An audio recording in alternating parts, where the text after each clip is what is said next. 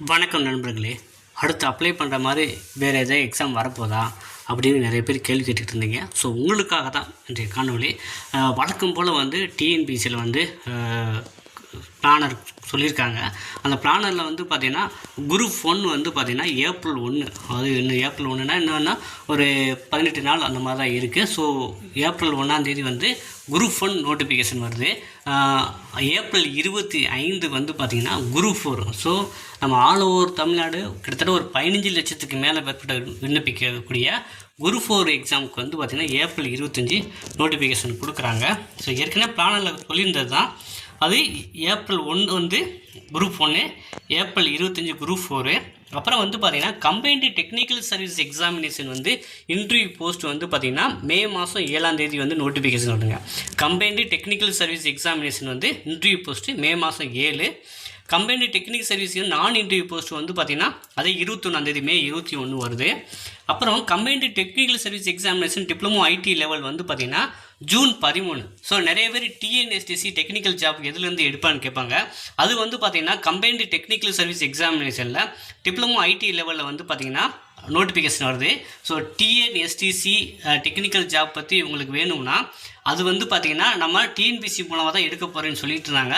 அது எது கீழே எடுப்பாங்கன்னா combined technical service examination diploma IT லெவலில் எடுப்பாங்க.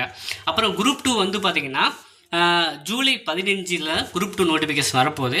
அப்புறம் குரூப் 5A சர்வீசஸ் பார்த்திங்கன்னா அதுவுமே பார்த்திங்கன்னா 10ஆவது மாதம் வரதா நம்ம பிளானில் போட்டிருக்காங்க.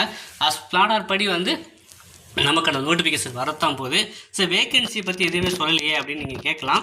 வேக்கன்சி எவ்வளோ இருக்கும்? ஸோ நம்ம தமிழக அரசு பட்ஜெட்டில் என்ன சொல்லியிருந்தாங்கன்னா 40,000 காலிப்பணியிடங்கள் நிரப்பப்படும் அப்படின்னு சொல்லியிருந்தாங்க. 40,000 டிஎன்பிசி மூலமாக சொல்ல முடியாது, வேறு துறைகளில் இருக்கலாம். இப்போ உதாரணத்துக்கு சமையல் உதவியாளர், அப்போ அங்கன்வாடி பணியாளருக்கெல்லாம் கிட்டத்தட்ட பார்த்திங்கன்னா அங்கன்வாடிக்கு பார்த்திங்கன்னா ஒரு 7,000க்கு மேற்பட்டையும், சமையல் உதவியாளருக்கு ஒரு 9,000 ரெக்ரூட்மெண்ட் பண்ண போகிறதா ஜிஓ பாஸ் பண்ணியிருக்காங்க. அதே போல் டிஎன்எஸ்டிசியில் ஒரு 2,800 வேகன்சி எடுக்க போகிறதா பாஸ் பண்ணியிருந்தாங்க ஏற்கனவே.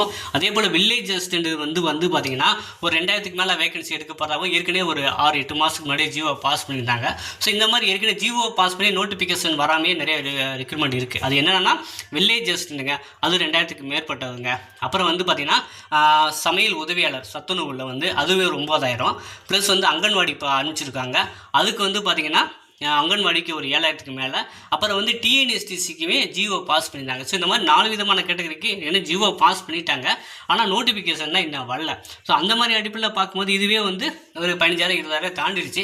நம்ம குரூப் 4 எக்ஸாமில் பார்த்திங்கன்னா ஒரு 10,000க்கு மேலே கண்டிப்பாக நம்ம காலி பணியிடங்கள் எதிர்பார்க்கலாம். அதே போல் குரூப் 2லேயுமே ஒரு 5,000 குறையாமல் கூட நம்ம இந்த வருடம் எதிர்பார்க்கலாம். சரிங்களா? ஸோ அதை நம்ம எதிர்பார்த்து காத்துட்ருப்போம். அதே போல் டெக்னிக்கல் சர்வீஸ் இருக்குது. அப்புறம் பார்த்திங்கன்னா நம்ம ஏற்கனவே சொன்ன மாதிரி குரூப் 5 நோட்டிஃபிகேஷன் வரத்தான் போகுது.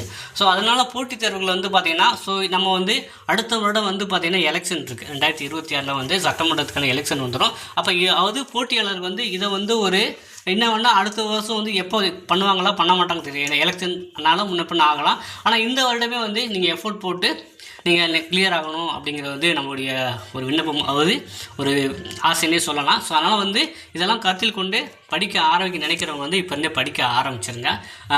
இப்போயே பார்த்திங்கன்னா ஒரு முடிவு எடுத்துகிட்டு எந்த எக்ஸாம் ப்ரிப்பேர் பண்ண போகிறோம், அது மத்திய அரசு பணிகளுக்கா மாநில அரசு பணிகளுக்கா, மாநில அரசு பணிகள் ஸ்டேட் கவர்மெண்ட் என்னென்ன எக்ஸாம் வருதுன்னு இப்போ நான் சொல்லிட்டோம். ஸோ அதுக்கு தகுந்தாற் போல் நீங்கள் உங்களை தயார்படுத்திட்டு வாங்க. கண்டிப்பாக விடாத முயற்சியும் பயிற்சியும் தான் கண்டிப்பாக எல்லாருமே வெற்றி பெற முடியும்.